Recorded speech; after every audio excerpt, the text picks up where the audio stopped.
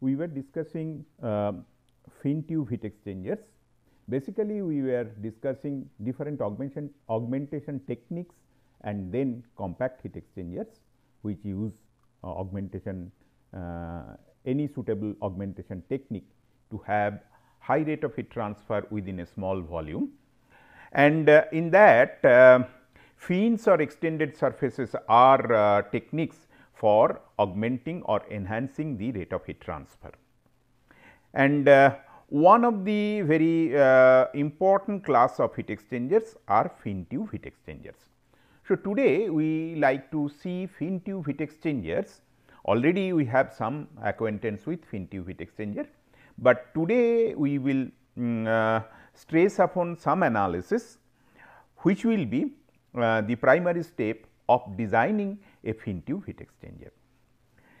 So, if we go to the next slide, fin tube heat exchangers are basically cross flow heat exchangers. In most of the cases, it is a cross flow heat exchanger and it is for gas liquid heat exchange process. So, liquid or liquid vapor mixture will be passing through the tube side. Very rarely there could be some design where it is a gas to gas heat exchanger and gas is passing purely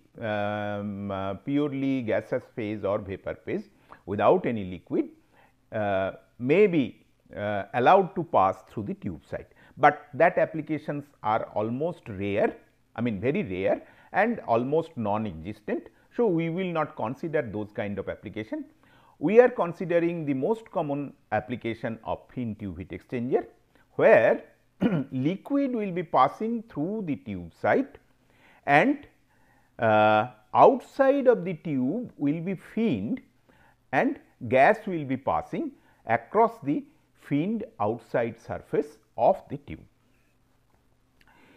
Different designs of fins, different arrangement of tubes, even different design of tubes are possible. So, some of these things have already been discussed.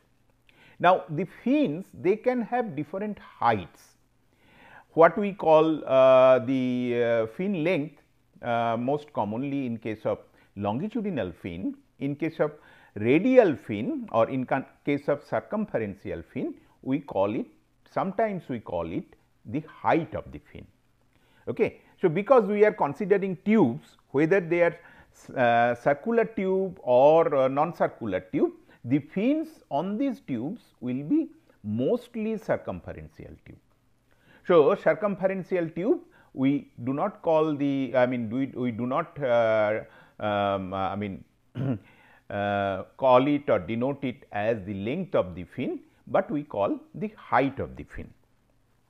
So, there are two classification: low fin tubes. Low fin tubes, here the fin heights are small.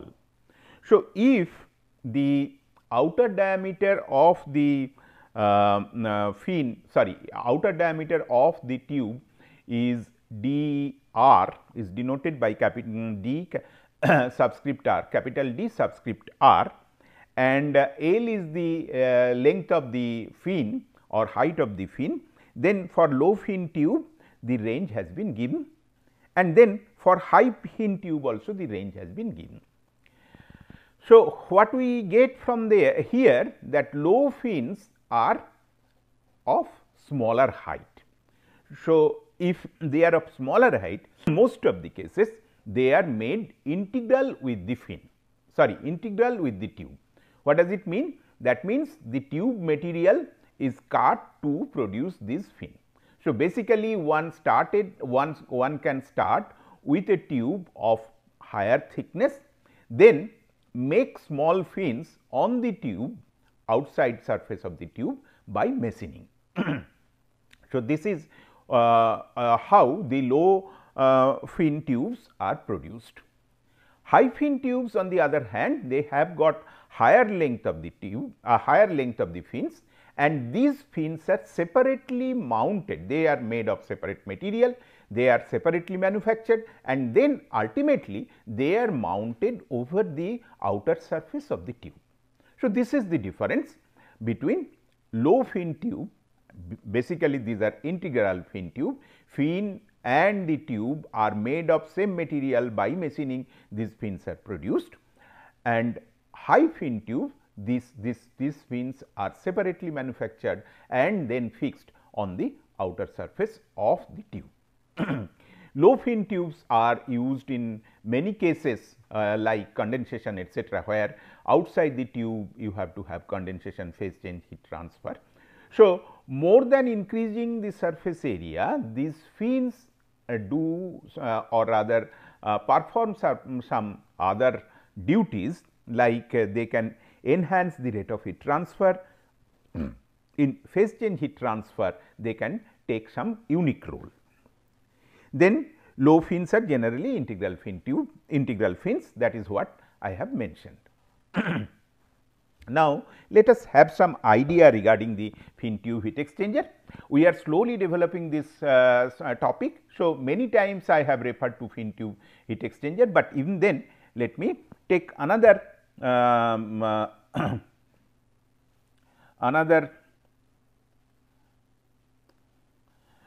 another opportunity to do give some idea regarding fin tube heat exchanger. So, it is like this, that if it is a gas liquid heat exchanger, then it would be good to have the liquid in the tube side.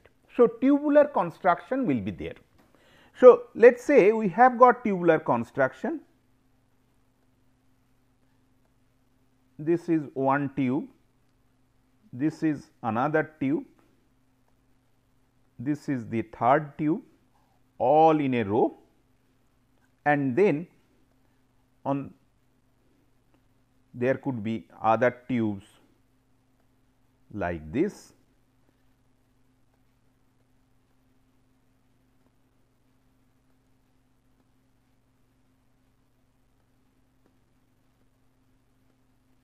Okay, you can understand that there are number of tubes like this.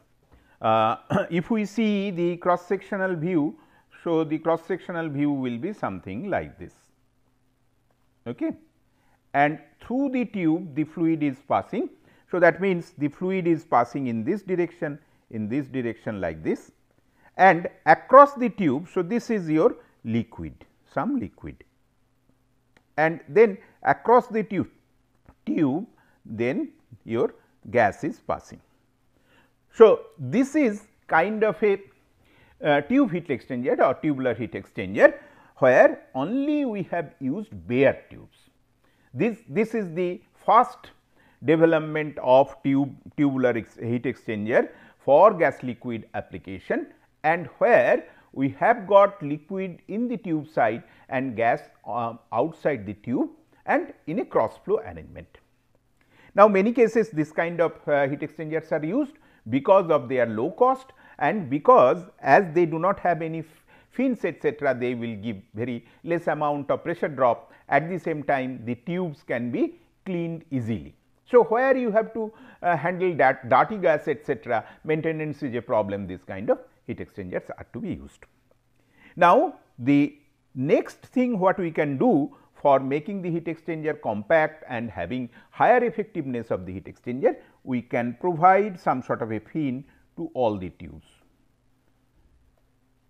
So, there will be some gap between the fins, otherwise air cannot pass. So, something like this we will provide, some gap will be there. We will show you a good figure later on. So, basically on this is a tube, and on this tube we are at regular interval we are providing fins. So, this is kind of one fin. So, this is another fin. So, at regular interval we are providing fin on the tube. So, this is then our heat exchanger becomes your fin tube heat exchanger. So, what are the challenges in this fin tube heat exchanger analysis? So, any heat exchanger design, we have this basic equation, that is Q dot is equal to U A into delta T effective or mean. So, here in case of this fin tube heat exchanger, whatever may be the fin arrangement, whatever may be the tube arrangement, we have to have this kind of basic equation. Suppose we want to find out the we want to find out the amount of heat transfer, then we have to use this kind of a formula. So, first we have to determine the delta T effective or delta T mean depending on the arrangement of the two fluids, whether it is counter flow, whether it is cross flow, whether it could be cross flow only, but whether it is cross counter flow or parallel counter flow kind of a arrangement, or whether it is a complex kind of arrangement. Depending on that, we have to have delta T effective. So, once we have delta T effective from the arrangement, which I am not going to discuss in this particular section, we have to also determine U and A. That means, overall heat transfer coefficient and the area we have to heat transfer area we have to calculate. And you know that U and A are not independent. So, we have to the relationship etcetera have been told earlier. So, here basically we will see how to determine U and how to determine A. Now, A particularly we have to have some idea regarding the A on the fin side. So, basically A fin side. So, this we will discuss how to determine A on the fin side, and we will also discuss how to determine the overall heat transfer coefficient or U.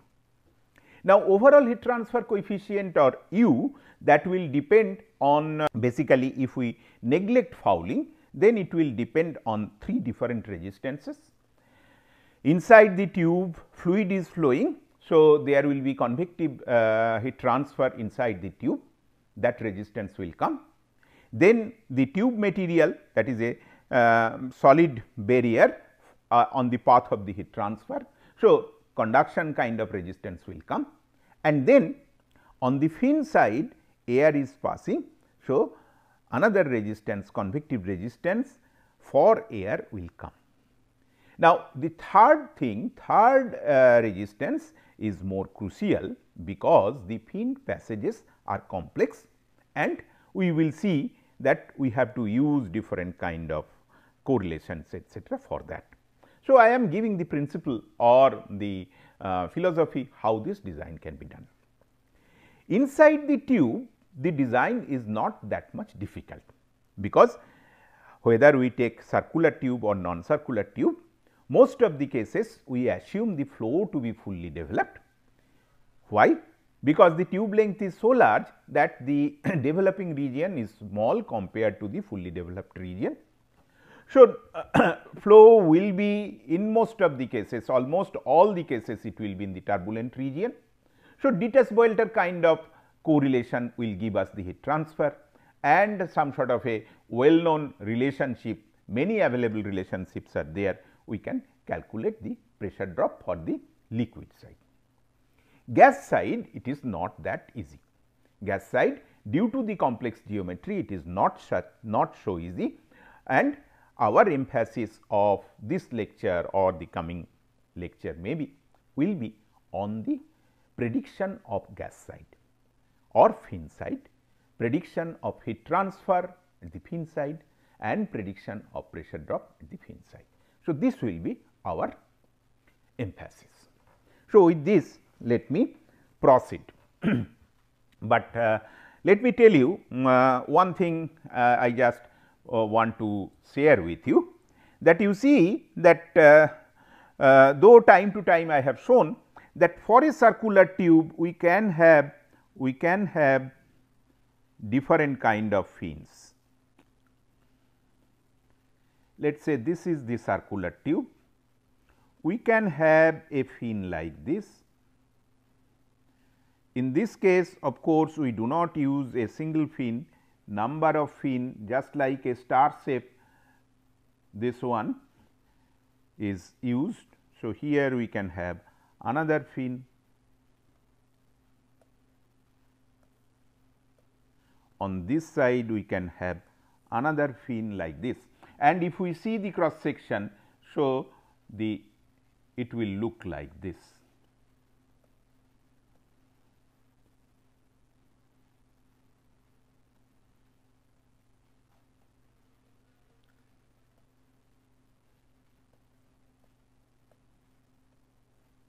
So, these are longitudinal fins provided over a circular tube. Okay.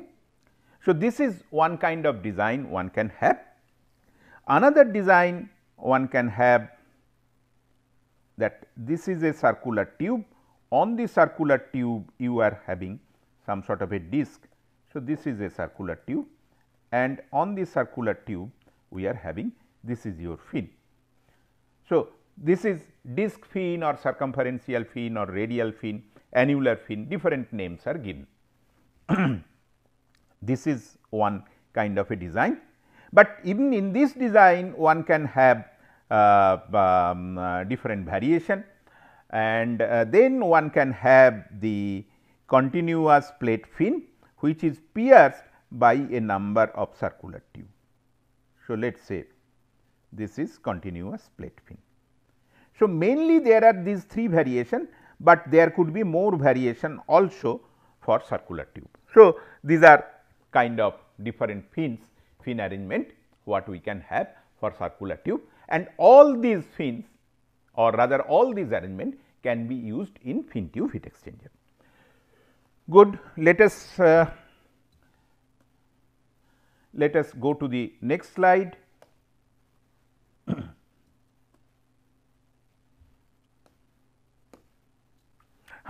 So, here the geometrical characteristics of circular fin and circular fin of uniform thickness. So, that is why it is called rectangular cross section. So, this is more commonly used, and let us see what are the geometrical characteristics. So, let us say the outer diameter of the tube is dr. Basically, it is the root diameter of the fin, that is why subscript r has been used, and then outer diameter of the fin, that is dt, that is the tip diameter of the fin, that is why the subscript t has been used. W is the width of the fin, and s is the interfin distance. So, similar thing will be repeated number of times. So, let us say we are considering L length of the tube, the length of the tube which we are considering, that is L, and in that L length there will be number of fins on the outer surface of the tube. If we go to the next figure, so this is what most of the cases we use. If we use individual fins, then this is inline array. So, inline array, you can see that in the inline array we have got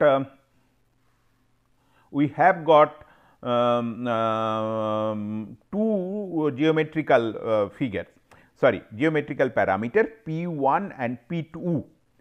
P 1 is the one pitch and P 2 is another pitch. So, basically the array is defined, if it is inline array. So, the array is defined by two different pitches P 1 and P 2, and in this figure what we can understand that if I give, this is basically your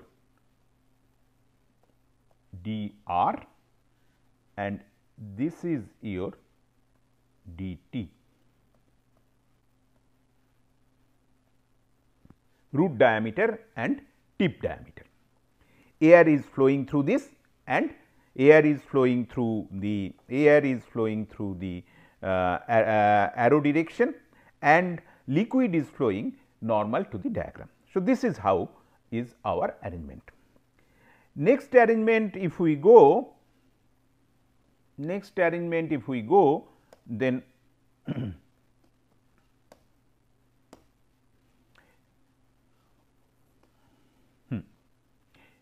Next arrangement, if we go, then what we find that we have got staggered array. So, staggered array, then for defining staggered array, we need 3 dimensions, 3 different pitches P1, P2 and P3. So, these 3 pitches are to be given for defining the array.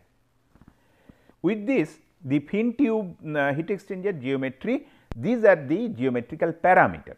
External diameter of the tube at the fin root, that is dr, outer diameter of the fin dt, height of the fin df minus dr by 2, that is equal to L, that is fin length also we can call it, width of the fin w, space between fins, that is S, length of the tube LT, and then a number of tubes in a row. So, they basically tubes we can think of that they are arranged in some sort of cubical matrix. So, number of tubes in a row, that is NT, and number of rows, that is NR. Then the total number of tubes will be NT into NR, that is capital N. Pitch of the tubes in the plane perpendicular to the flow, that is P1, pitch of the tubes in the direction of flow, that is P2, and pitch of the tubes on the diagonal plane in staggered array. Only in case of staggered array this will come. So, this is P3. So, with all these things we can define the geometry of a fin tube heat exchanger. And another dimension should come, only we are interested here for outside heat transfer. So, that is why that dimension has not come. So, that is the inner diameter of the tubes, that should also come to define the geometry completely. So, now you can understand that how many geometrical parameters are coming in a fin tube heat exchanger. Out of all these parameters, this P3 will not be relevant for inline array of tubes, otherwise all the parameters are common for any kind of geometry of the heat exchanger. So, then we have to make certain calculation. The outer surface of the tube including the fin surface is taking part in heat transfer. Basically, the fluid stream, that is the air, that is making contact with the outer surface of the tubes. So, total surface area of n fin tube of length L is given by this formula. There is some sort of inner step of this formula that is given below, but what I will request you that you should try to derive this formula. So, the total area, that will be the fin area plus unfinned tube area. So, AF is the fin area, AW is the wall area, that is unfinned tube area. So, where the surface area of the fin AF, that is dependent on total number of tubes, that is capital N, length of the tube LT, and then this is your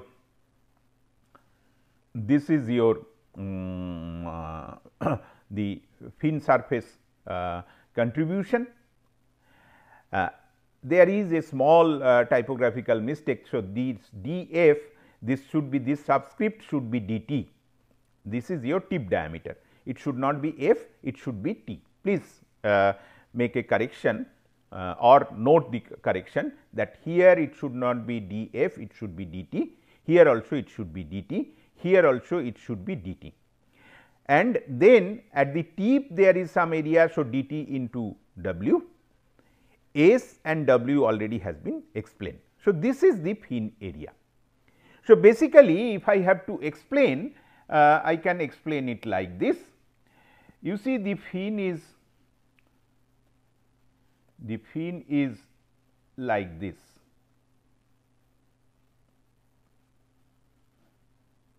On the surface of the tube, and so it has got one surface over here, another surface over here, and then there is one tip surface over here.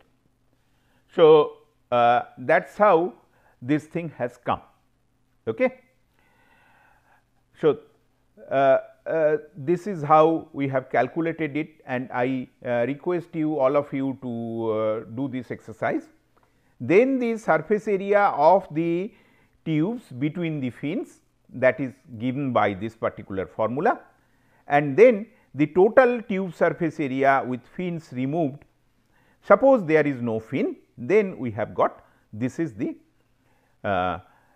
area of the bare tube if there is no fins. Let me do one thing, let me go back to the some previous slide to make things I will try to make things little bit clear. So, here if we see here if we see, so what we find that this is the bare area of the tube from where heat transfer is taking place, and this is the area of the this is the area of this is the bare area from where heat transfer is taking place. This is the area of the fin from where heat transfer is taking place. This is the area of the fin from where heat transfer is taking place. So, we have to calculate all these areas to get the heat transfer. Okay. So, now let us go back.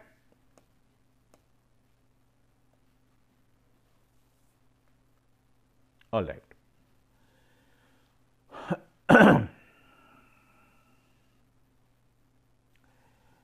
With this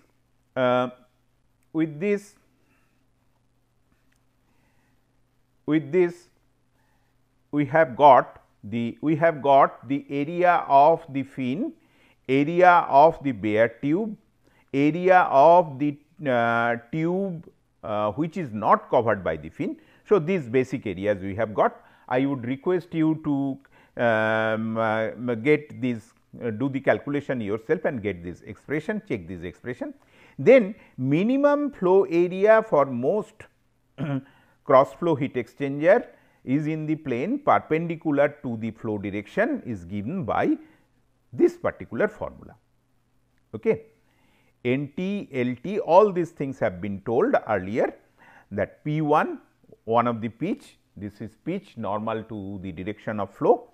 This is dr, root diameter of the fin, W, that is the width of the fin, length, that is the length of the fin, and all these things. This is S, the gap between two fins. So, this is how we will get the minimum flow area. So, by this what we have done, we have got some idea regarding fin tube heat exchanger, and we are trying to do some analysis which will enable us ultimately to design fin type heat exchanger.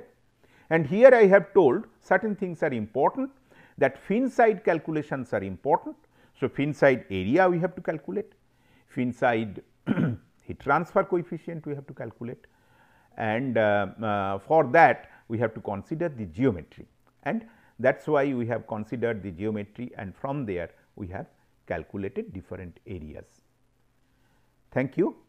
So, we will continue with this topic in the coming lecture.